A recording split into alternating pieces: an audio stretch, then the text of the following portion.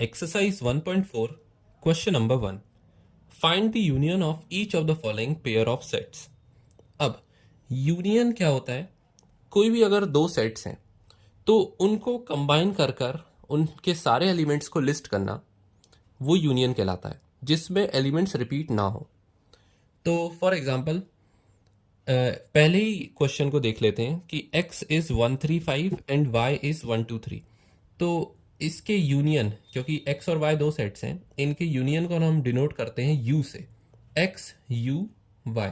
इसका मतलब है x union y is equals to x union y एक बड़ा सेट बनेगा इन दोनों सेट्स के कॉम्बिनेशन का, जिसमें x और y दोनों के एलिमेंट्स होंगे लेकिन कोई भी एलिमेंट रिपीट नहीं होगा। सो पहले x के एलिमेंट्स देखते हैं, 1 3 एंड 5।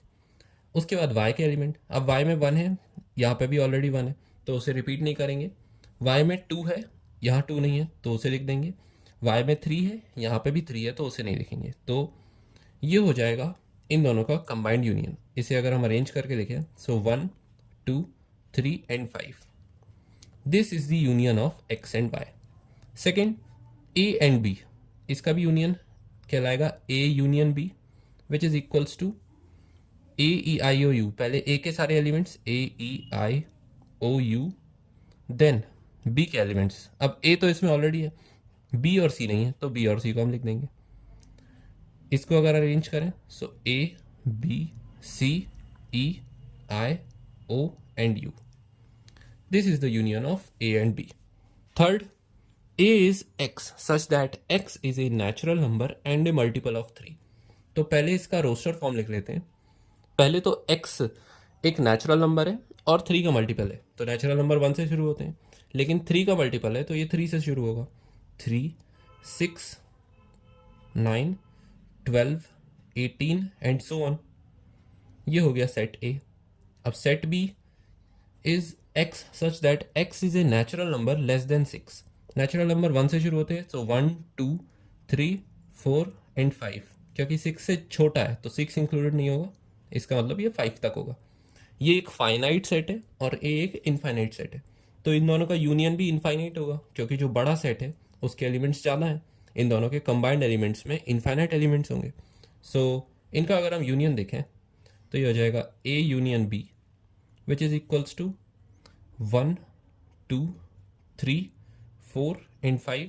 स्टार्टिंग के 5 एलिमेंट्स तो होंगे, उसमें 3 कॉमन है इन दोनों सेट्स में तो उसे एक ही बार लिखा है, और उसके बाद के 6 9 12 अप टू 18, यानी कि 3 के multiples 6 9 12 18 and so on up to infinite, ये सारे एलिमेंट्स A और B के यूनियन में होंगे। So this is the union of A and B। Now fourth question, x such that x is a natural number and x is greater than 1 and less than equal to 6।